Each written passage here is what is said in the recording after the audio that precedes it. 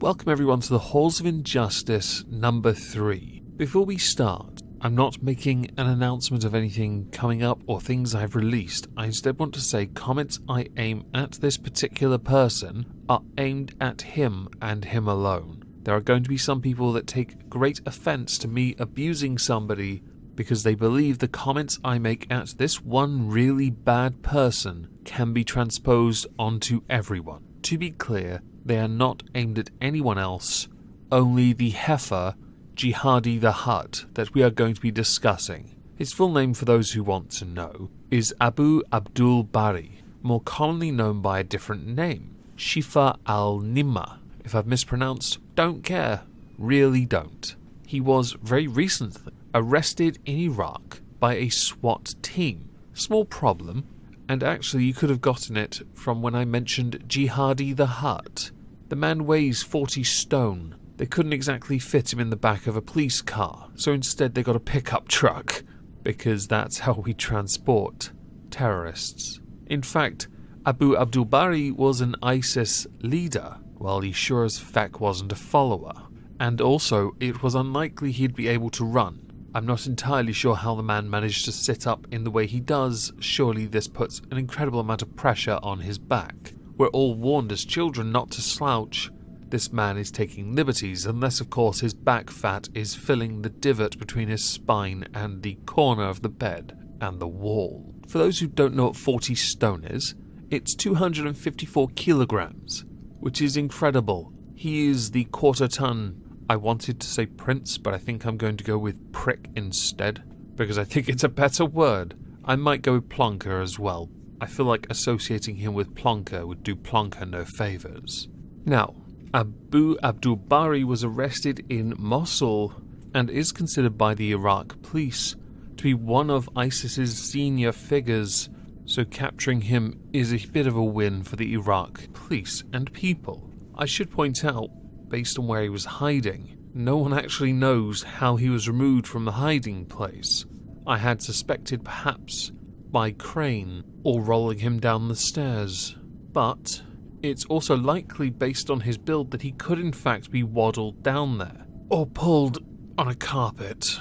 Now, for those who want to know who he is fully, he is an ISIS mufti, or expert in religious law. So he is charged with issuing fatwas that would lead to the demise of scholars and clerics who refused to pledge allegiance to the group when it occupied the city. Since the city is being reclaimed, people like him don't really have much of a place within it. During the group's caliphate, as they called it in 2014, he did in fact order the destruction of a mosque built at the site to be the burial place of the biblical prophet Jonah, who once had a notable encounter with a whale, something which I'm almost certain would have triggered quite a few people in Iraq especially. The Iraqi government security services announced this arrest in a statement and said that the preacher, who is considered one of the top leaders of Islamic State's gangs, was known for provocative speeches against the security forces.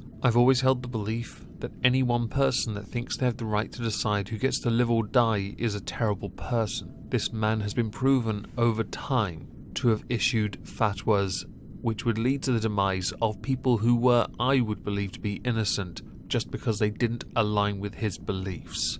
And I've always held the belief that when somebody is judging another person, one must always have a solid leg to stand on. I'm not even going to waste my time letting that joke stew. I'm going to move on. Because his belief system was not universally popular. Now, there are a lot of people who do support the Islamic State. Yes, there is so much divide within the faith and within the countries and interpretations of that faith. There's no arguing on that. But to take your version and decide, oh, I know, it'll be a wizard idea. Let's all live in a dump together, by simply taking society back to a time long before Muhammad, where essentially you look like you live in a crap hole. Oh, and because I'm a senior figure, give me all the pies, make sure they're halal, and can somebody please come by with the loofah to wash my balls? Can someone tell me how a caliphate works where one of the senior figures can barely sit up? I assume his handwriting is just a hoof. Can someone explain to me how the leader of one of the biggest, most powerful, dominant forces that has a paradise in its mind deep down just wants to live in rubble. There's a reason your caliphate failed. Many reasons, in fact. We'll get to those another time. Just because I want to rail on him further, I also want to pull out some of the other things he is known to have partaken in the past. He is one of the most known and prominent architects of the enslavement and sexual exploitation of Yazidi minority women. Can you imagine being the person having to deal with Jabba the Jihadi? And to justify this, he would cite religious texts as a reason and proof that the enslavement of Yazidi girls and women is totally okay. To be clear, you fat prick, it's never okay. He also believed in ethnic cleansing